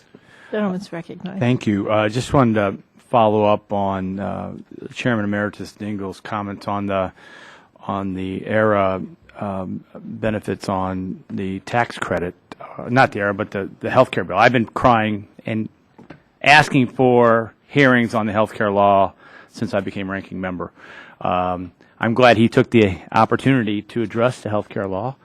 I do think questions like that could be done in a hearing on the overall law. I just want to put in the record that $27 billion in tax increases to the pharmaceutical companies makes it more difficult for them to do the R&D for new drug development. The 1099 provisions for small companies that require a 1099 form for every $600 cost added will add additional burden to small companies to be able to do that. So where there may be some tax credit help, I think a lot of people would say that the burden on the small pharmaceutical companies have increased under the health care law. And I'll just end on the IPS system, as my good friend was talking. There may be scientists who want them both to go on, but the IPS does evade a very important question that would help unify us versus divide us. It does address some moral ethical problems that many Americans have on embryonic stem cell research. And I yield back. Mrs. Christensen. Thank you, Madam Chair, and welcome again, Dr. Collins. As you know, One of the great successes in the healthcare reform bill was elevating the National Center on Minority and Health Disparity Research to an institute, something that we're very excited about. And all of us who have worked for years on health equity or the elimination of health disparities are really anxious to hear how the role that you envision for this new institute at NIH. So maybe my first question would be, what are your plans to ensure that the new institute will play a pivotal role in helping to ensure and coordinate all research efforts across all of the other institutes and centers so that they would include health disparity elimination variable and measures throughout the entire research design and spectrum? So we also were delighted to see that the healthcare reform bill included this important redesignation of NCMHD, now becoming the National Institute for Minority Health and Health Disparities, under the direction of Dr. John Ruffin. And this does bring that part of NIH into the same status as the other institutes that direct many other kinds of research. It certainly underlines the critical way in which NCMHD and now NIMHD plays a correlating and organizing role in the entire NIH's agenda for health disparities. That has been going on for some time, but this further strengthens the hand that Dr. Ruffin holds, and I think we all welcome that. This will, of course, further add to the importance of those rolling 5-year health disparity strategic plans, which NIMHD is charged with putting together with input from all of the other institutes. It will take lots of collaboration between the institutes. But I can tell you, having been at NIH now for 17 years, the importance of health disparities and the investments that need to be made there is certainly a shared goal across all of the leadership, but it's nice now to have an institute that stands up in a very visible way to take charge of that.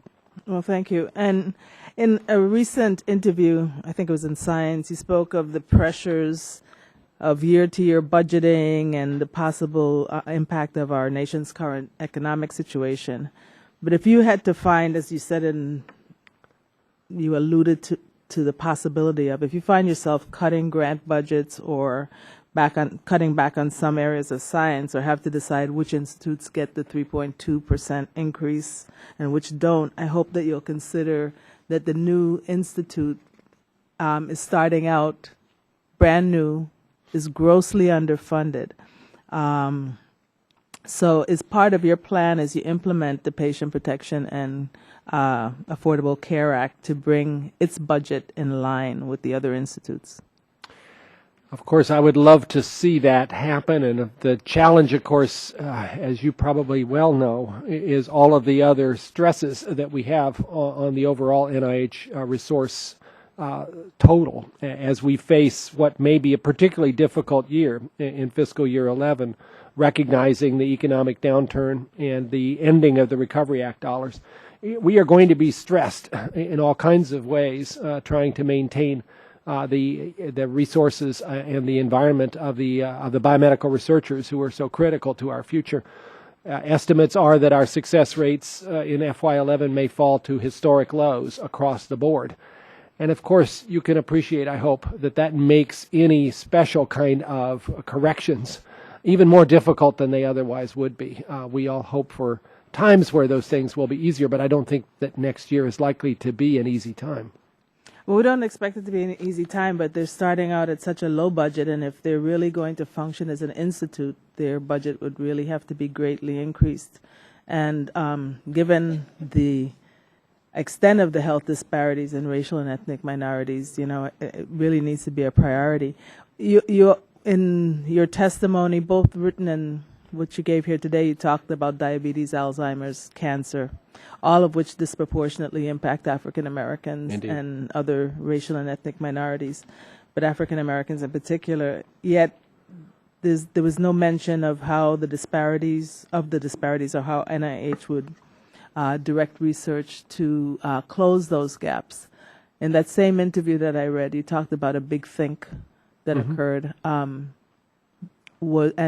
the outcome of that big think with several areas that may need more focus and attention. Were health disparities one of them? And if not, is there going to be a big think about health disparities?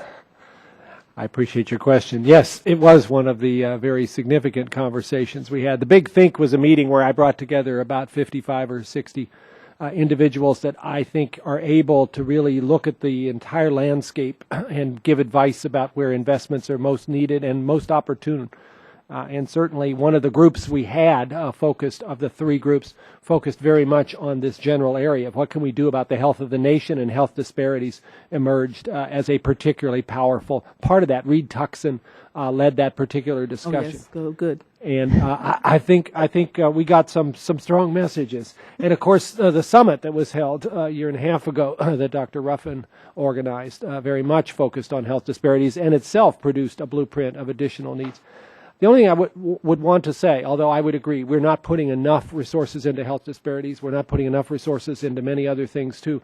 But I hope it is clear that the investments in research on health disparities are not limited to that one institute, that every institute at NIH has an important portfolio in this area. And Dr. Ruffin's job is to be sure that we are coordinating that in a way that we get the maximum benefit from the dollars we're spending. Right. Yeah, I'm aware that the other institutes and centers are doing research, but we want to make sure that he does have that the ability to coordinate. Mm-hmm. You also said in that interview that we have a lot to do, and this is sort of a quote, at least part of it is a quote, we have a lot to do to figure out how do people decide about altering behavior. In the case of racial and ethnic disparities or any health issue, behavior is one of the many issues, along with environment, access, and others, that requires research. Does your response, where you say we have a lot to do to figure out how people decide about altering behavior, does that response mean that we will see a greater emphasis on behavioral research at NIH? I think it's timely to focus a lot of attention on behavioral research if we're talking about prevention especially. So much of what we're learning won't do any good if it's not transmitted to people in a way that they understand, and if it doesn't motivate health behavior changes, whether it's diet or exercise or other activities. And I think you will see, in fact, we have one of our new initiatives in the Common Fund. It's called the Science of Behavior Change. How do we learn more about what actually is involved when somebody changes their health behavior, and how do we inspire that in circumstances where we have the evidence, but we haven't been very good at actually getting the result? You're going to see a lot more of that. Well, you partly answered one of my other questions about what were you focusing on in the Common Fund, but I'm going to yield back the few minutes I have. Mr. Pitts. Thank you, Madam Chairman. Dr. Collins, a recent article in the New York Times claims that the Human Genome Project, which you worked on, has not yielded many medical benefits. Is that an accurate statement?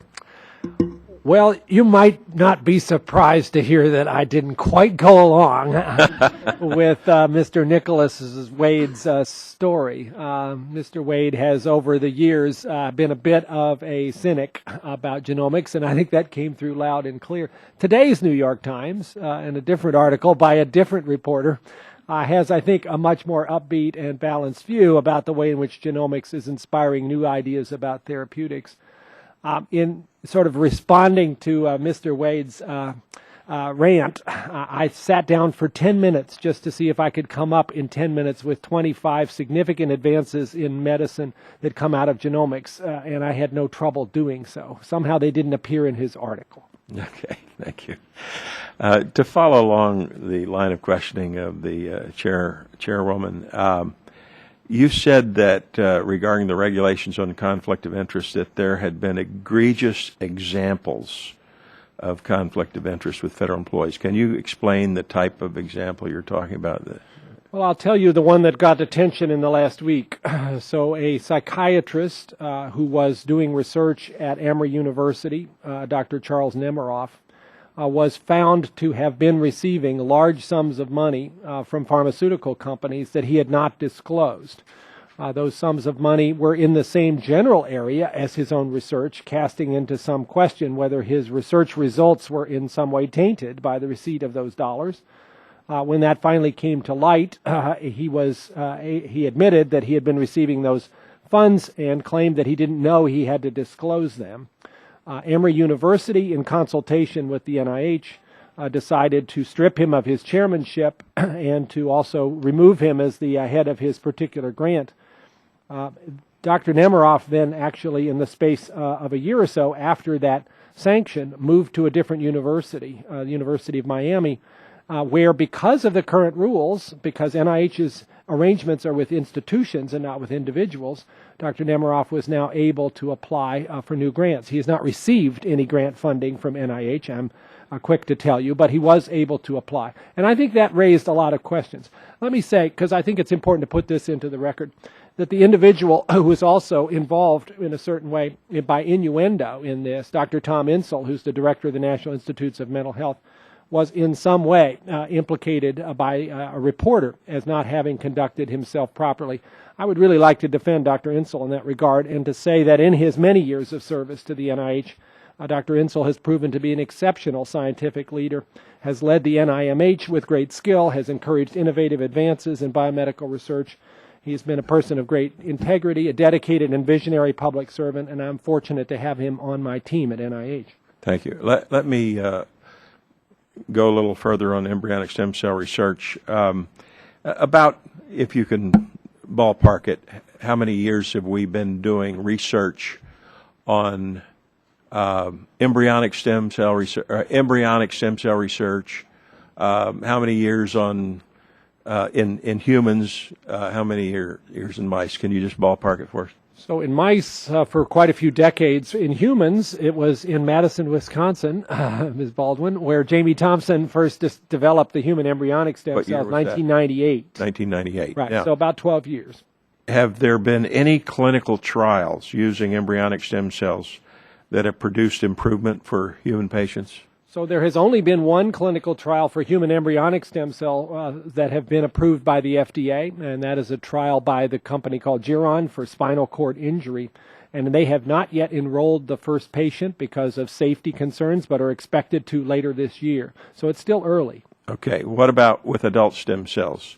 Have there been any clinical trials using adult stem cells that have produced improvement for patients? So adult stem cells covers a lot of territory. Certainly stem cells found in the bone marrow have been utilized for a long period of time for bone marrow transplantation and have saved many lives in circumstances where that was an important task.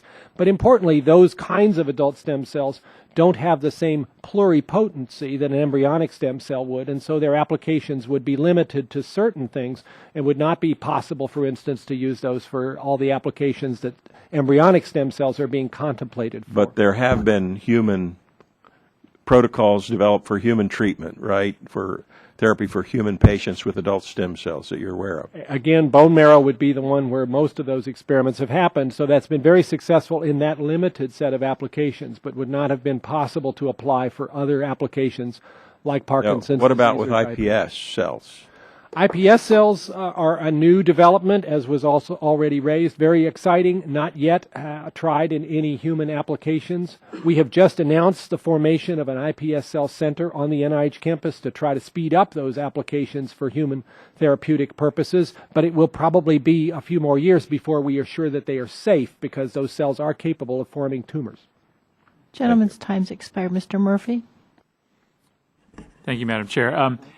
My apologies if you covered this particular piece of this debate already, but I think last week the NIH Advisory Board authorized 3 new stem cell lines for research. And I just wanted to ask a broad question on that subject as to how that process of approving new lines is working, and if you sort of feel that that process is moving swiftly enough in a sufficient manner.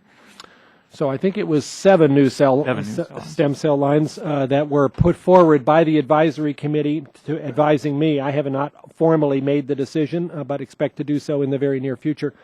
That brings to 73 the number of human embryonic stem cell lines that have been approved for use with federal funds.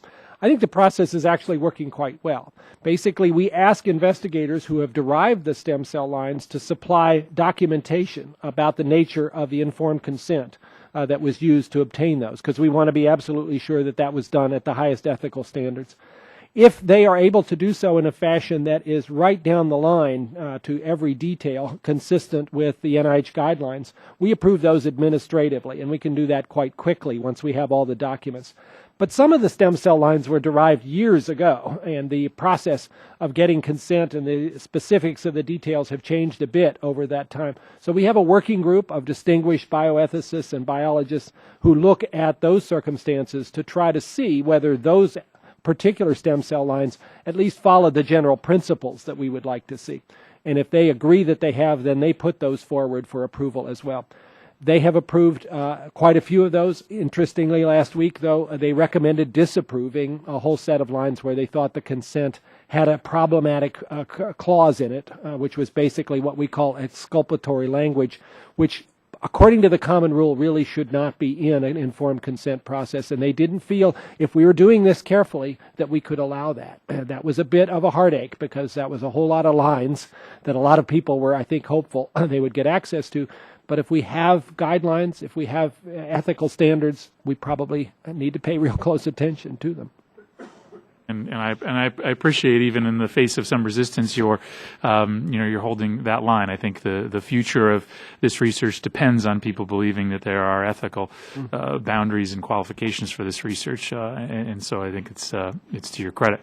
To just switch topics fairly dramatically, wanted to go back to something I talked about in my opening statement about the intersection of private and public research. I've got a real interesting company in Cheshire, Connecticut, Alexion Pharmaceuticals, that produces a drug for a rare blood disorder that I won't attempt to butcher the pronunciation of.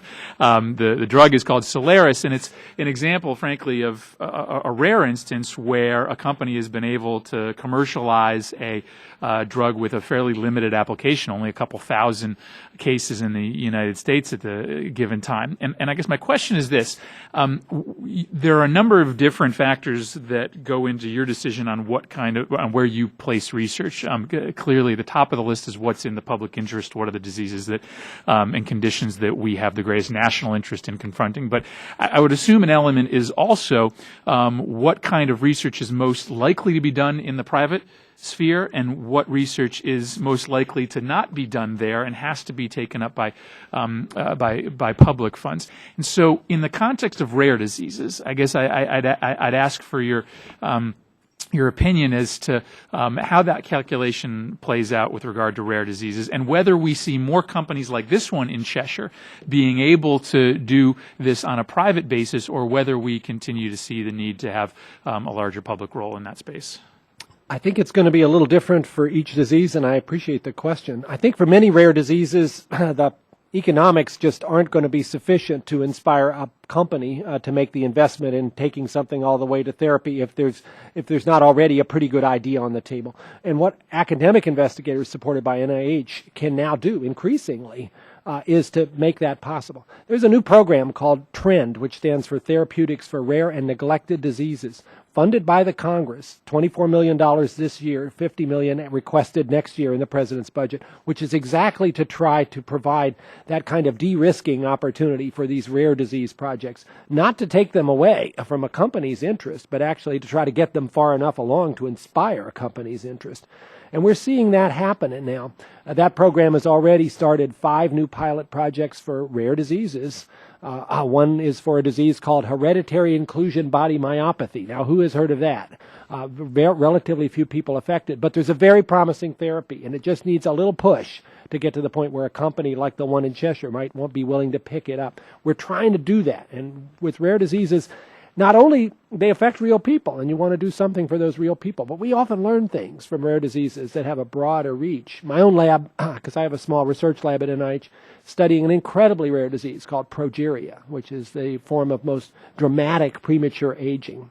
And we could only find 30 kids in the world to try on this clinical trial, which is currently underway at an amazingly rapid pace, because we just discovered the cause of this a few years ago.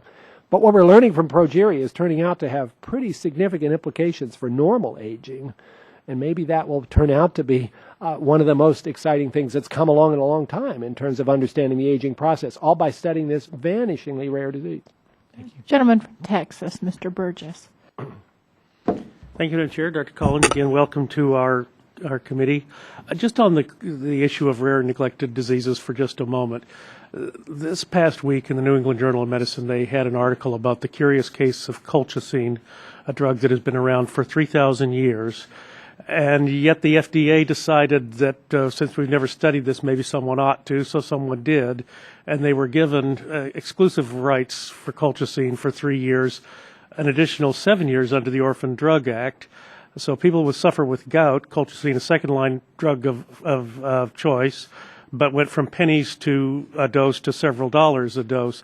But people with familial Mediterranean fever, where colchicine really can be a benefit, are now left with facing a situation where their costs are going to significantly go up. So would the NIH be interested in proactively funding any of the research on some of these compounds that have been around for a long time to sort of preclude this problem from happening again to some other illness? Again, not many people with familial Mediterranean fever. The figure they gave in the New England Journal of Medicine was 100,000. I don't know whether that's in the country or globally, but it's not a large universe of people. But the people who have it are now significantly affected by the activities of the Food and Drug Administration. Dr. Burgess, that's a great question. Dr. Daniel Kastner at NIH is the world's expert on familial Mediterranean fever. And I know there's a good deal of anxiety about what this is going to do in terms of the costs of taking care of these patients. Yeah, exactly. I think this is something that NIH can do. I mentioned this program called TREND, the Therapeutics for Rare and Neglected Diseases, and one of its explicit goals is to try to identify compounds that have been out there for a long time and repurpose them for uses for rare diseases where they might actually have considerable benefit, but nobody actually tried that. Because if you do that, you've ended up with something which may be both inexpensive and actually you're pretty close to the point of being able to ask FDA to approve it without going through those long, long steps of developing a totally new compound. It's a great idea. We now, when we are searching for a new compound for a disease that there is no therapy, we always make sure we check all the available ones that have already been given to patients that we know are safe. And once in a while, you turn up with something really exciting. It's a really good plan. On the you famously were interviewed on the Colbert Report, and I confess it's true. And talked about making attracting more young people to the study of science and things you could do to make science appealing to young people. I think the term that was used to make science sexy. How are you coming in that endeavor? Well, maybe you're a better judge of that, members, than I am. You may recall that Colbert suggested that if I really wanted to attract scientists into the field, that I needed to sort of loosen up a little bit, take your glasses off and shake out your hair, he said. And against my better judgment, I did that on national television, but I'm not doing it this afternoon. So we are really interested, to get serious here, in terms of trying to recruit the best and brightest of the next generation. We were big participants in National Lab Day, where we sent a lot of scientists out to high school classrooms to try to make science a little more real and hopefully less geeky than it often appears to be to the next generation.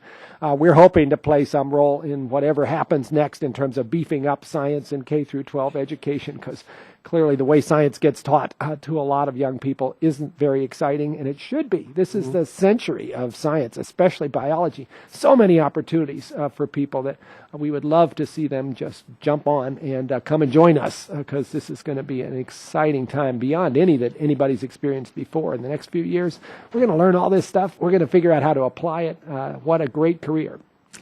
And I know this question has already been asked, but I was out of the room, and I just wanted to ask you to address briefly Dr. Zerhouni came to us right before your predecessor, right before he left the post, and talked about the wondrous things that have happened with the human genome and cracking the genetic code, the single nucleotide polymorphisms, where there were just 3 in 2003. When I started in Congress, there were now, I don't remember how many he said last fall, and there were more being discovered literally every week. Indeed. But there was that news report that there was some disappointment with the clinical applications of sequencing the human genome. So where are we on that? Well, is it the brave new world that Dr. Zerhouni talked about, or are we on a dead-end street? You know, the first law of technology says that when you make a major discovery, the anticipation of its immediate effects is always going to be overblown.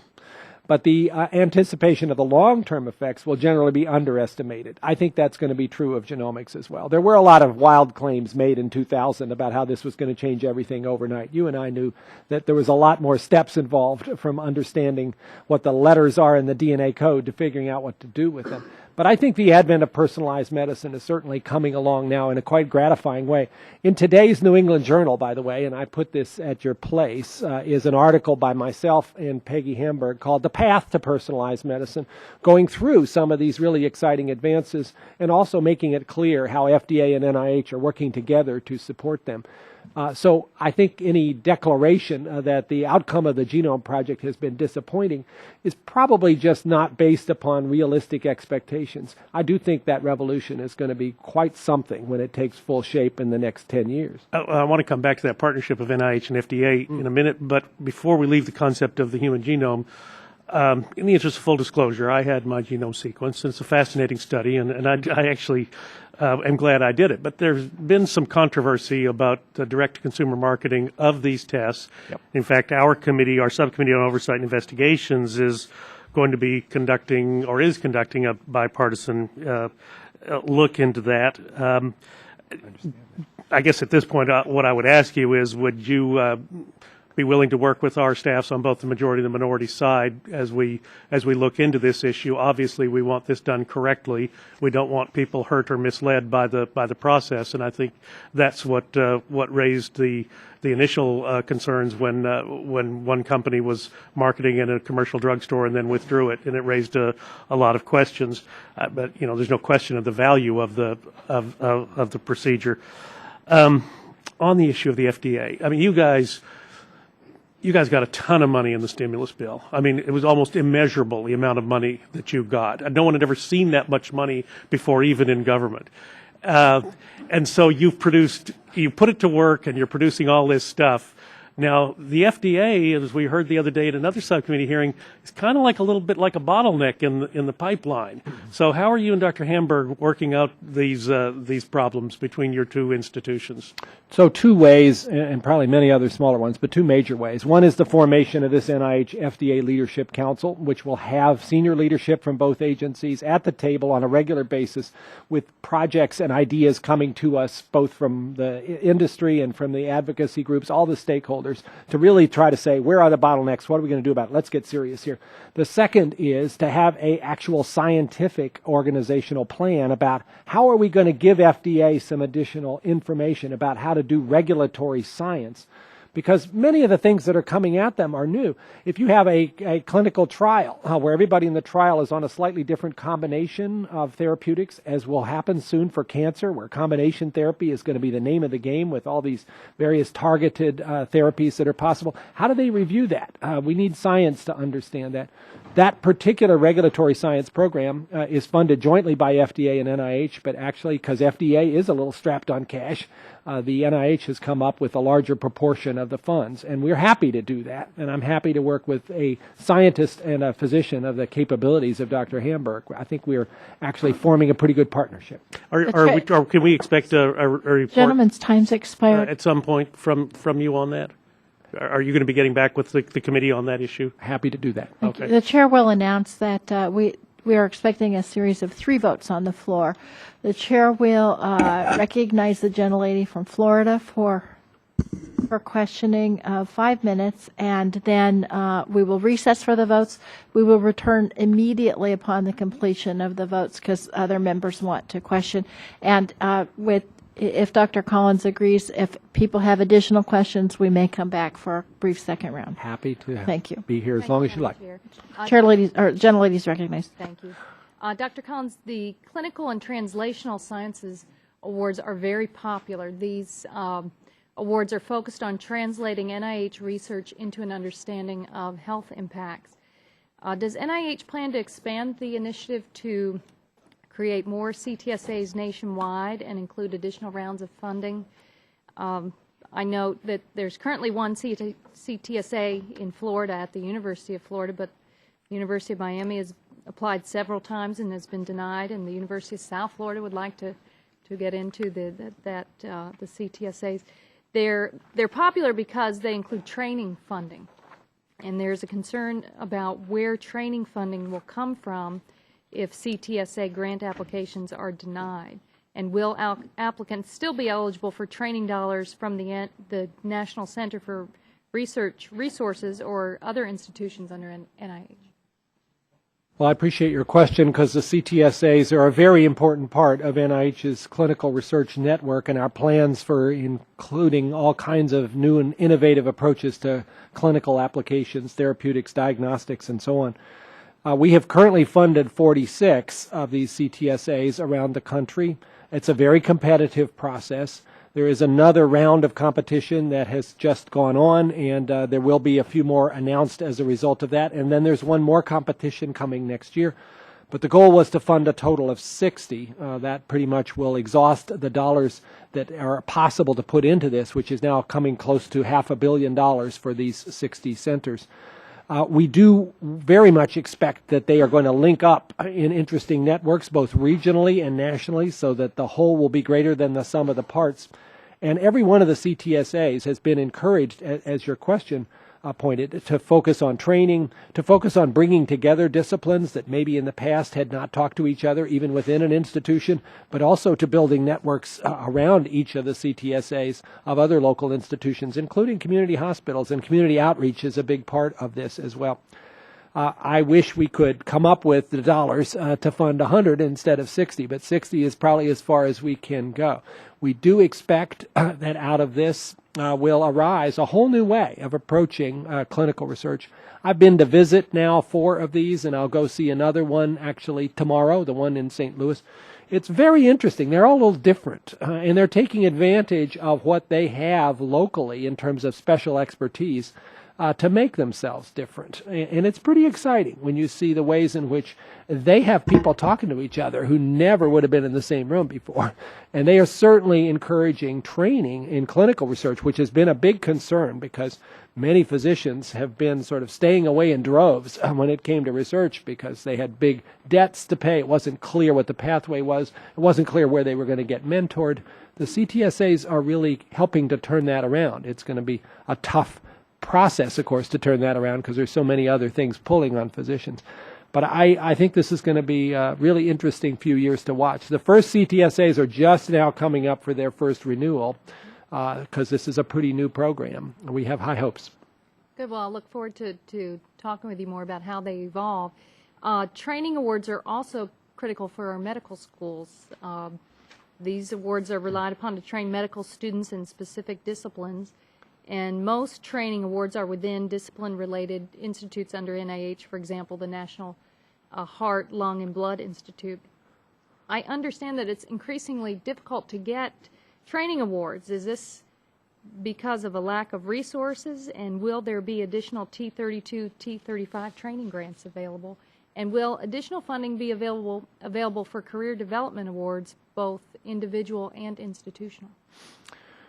So we certainly believe that training is critical for our future, and every one of the institutes has a special way of trying to support that. The National Institute of General Medical Sciences, NIGMS, is a particularly important part of NIH for training organizational efforts, and they fund, for instance, the MD PhD training programs, the medical scientist training programs, which are a way in which we are hopefully nurturing a particularly energetic and inspired group of future leaders who get both the MD and the PhD degree. We have been both concerned about whether we're training enough individuals and whether we're actually supporting them adequately. One of the things that we are trying to do is to catch up on the stipends for trainees, which have been flat for a long time, and we are clearly asking people to remain in training positions, many of them already with doctoral degrees, at really quite low salaries, and that's beginning to be a problem in terms of recruiting people to do this. And we're going to try to pick up a little bit on that. Again, resources, I keep coming back to that with many of the questions, with the fact that we are facing potentially a very difficult time in FY11 and perhaps beyond. We would love to expand training programs, but where would we take the dollars from in order to do this with so many other needs for disease research, for grants, and so on? We are every day trying to figure out how to get that balance right.